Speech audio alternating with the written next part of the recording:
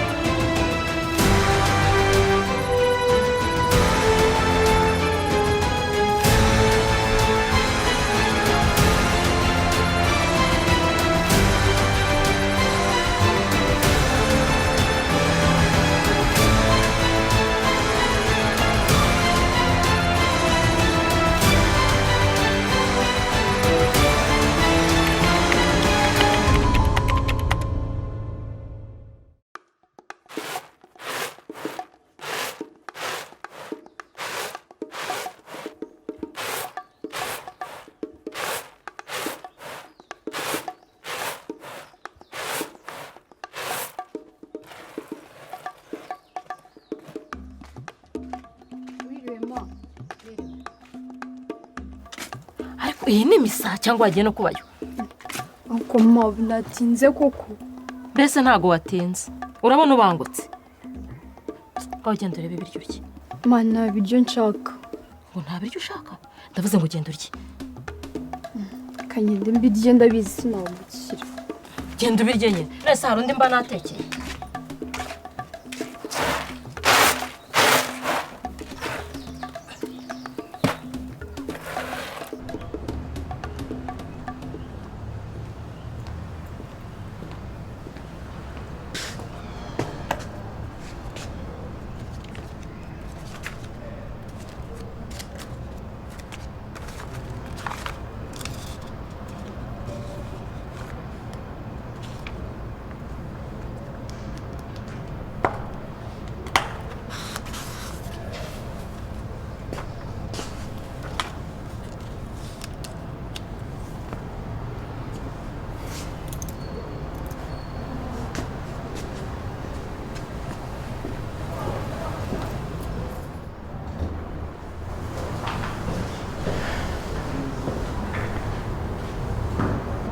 Bite? Nzva amanota yasohotse wabibonye? Reka ndaza kurebera ntari. Ndakuvugisha. Yes! Did it! Fiona. Oh.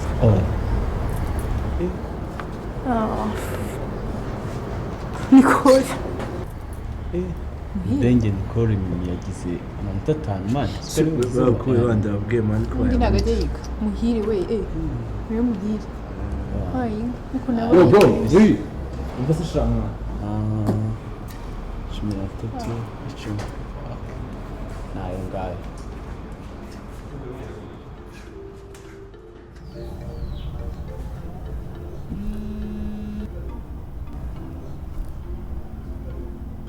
Ariko sinzi impamvu urimo kubitinya. Njye rwose ntabwo ndimo kubyumva neza. Ubuse byazafatwa gute? Bifatwa nande? Ariko kiri ubuzima bwawe ninde bureba? Akuribuka ko natandukanye na Muhire kubera kuvugana nawe. Ngaho ibaze noneho kuza kubaho kwawe. Mva kandi sinzi impamvu ukomeza kuzana Muhire mu biganiro. Ese ubwo wibwira ko kubura Muhire ngiye bitandije igihombo? Ngaho reka noneho nzaze n'ibyo by'akazi nanashaka inzu aho ngaho. Nta kibazo wakora uko ubishaka, ariko nta n'impamvu.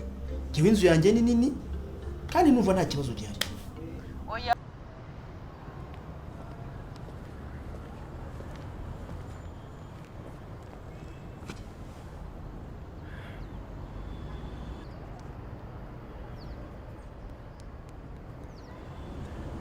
Nese kutambwira icyo ari umumagari. umva muhire urabizi nyine ko amasomo ari kungora kandi we mbona korohera ndashaka uzajya usobanurira erega naye ntabwo byose mba mbyumva kandi ikindi nagusobanura mbona ufite ubushake naho wowe uta amasomo atarangiye ugasiba kuza ku ishuri ubwo se ubufasha ngusabye urabumpa cyangwa ntabwo ntari binagusobanurira ariko nanjye wajya unsobanurira ibyo ntumva umva muhinde ndashaka ibi bintu bifata nk'akazi ukazajya unsobanurira nanjye nkakugenera umushahara ubwo se wajya unyishyura nk'angahe nzajya ngo 10,000 ku isomo ese wabikora gutya nkazanga ngusobanurira ukampa 15,000 watsindwa ukihangana watsinda ukayongeza ibindi 5 ubwo tuzatangira kwiga ejo mu gitondo kandi tuzajya twigira hano twumva ari atari urusaku sawa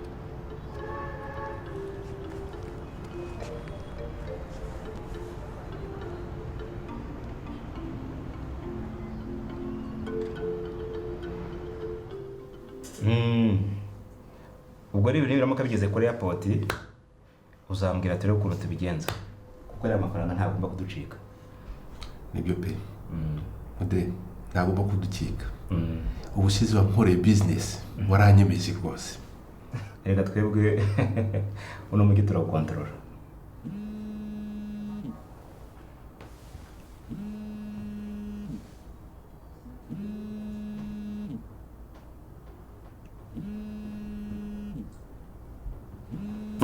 ariko se abantu nk'aba ngaba mu by'ukuri aho umuntu yibereye muri diri ishyushye barangiza bakahamagara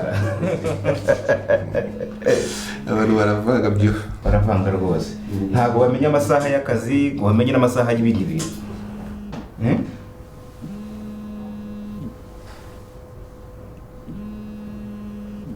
reka mureke mude ndabona amasaha agiye kure ngende ngiye kurangiza bya bintu hakiri kare okay sawa ni mugende ubwo nayo hari akantu usigara nkora ahangaha none ndabona amasaha agiye wamugane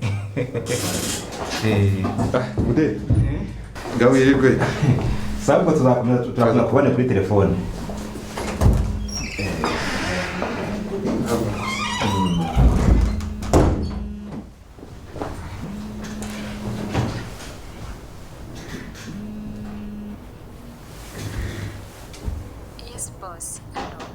ariko se Vestine ubona ko ngomba kureka akazi nkirwa nitaba telefone zawe erega no kuba nkwepa none siko ejo wari wambwiye ngo uramvugisha ugeze ubikora sinarindiriye ijoro ryose okay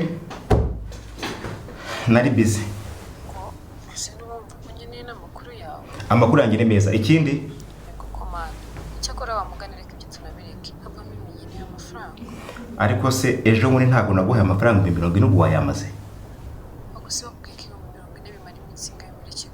njye nakubwiye ngo uzabare amafaranga y'ibintu ukeneye wigeze uyambwira nkeneye byibura nka 2,000,000 ngo miliyoni zingahe ibyo navuze wabyumvise umva rero reka nkubwire tega amatwi attentivement wumve neza ibyo ngiye kukubwira ayo mafaranga wowe uvuga n'umukobwa wanjye Mimi ntabwo ndayamuha nkaswe wowe genda wicare ni wumva wateguye ibintu bitegereje amafaranga 300 uzambwire mbiguhe ariko arenza ayo ngayo wapi kabisa kandi bye. Okay, thank you sir. Actually my project is to build a software that can help people during or storekeepers to keep or manage well their stores properly. That's nice. You clap for her. Okay. Anybody else that can share us with what he or she has in mind as a project? Yes, Biggy. You go forward.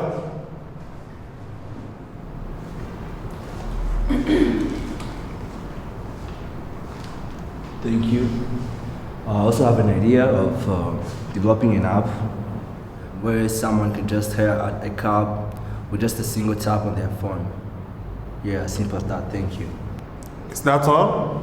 Yeah, that's it. Okay.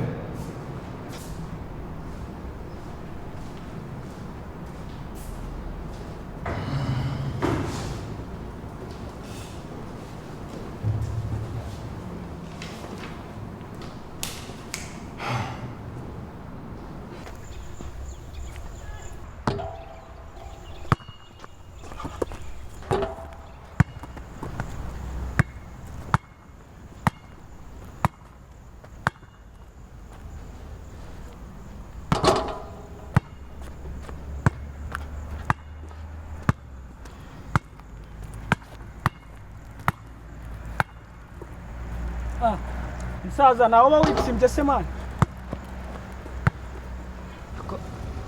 Big man. Yo, amaya mahoro mani. Ako se waraye bro, iyo projet imwe yanze ntago waganira n'umuntu mani. Ntago wakwibuka ibihe byiza twagiranye. Wow, bravo, none ubu twakira. Man. Ndakubwira ntabwo ujya wumva. Narakubwiye ngo igihe bari abakobwa n'abari bose batanze amafaranga turaha amafaranga yabo ati tuzavugana. Hega amafaranga abantu mana, amafaranga baranayibagiwe niho kibuka. Ushaka kundusha amagambo. Warariye. Yes, narayariye. Tu vois? Se bro, waje wibuka ko twabanye man. Twasangiraga buri kimwe musaza. Yo Bismarck nkubwire. Niba ugikeneye ibyo bihe. Hari ni bibiri. Either usubizana amafaranga yabo cyangwa aho uzajya umbonera ijya kure yanjye nibura metero 20 bitari ibyo nzakugonga mu frere.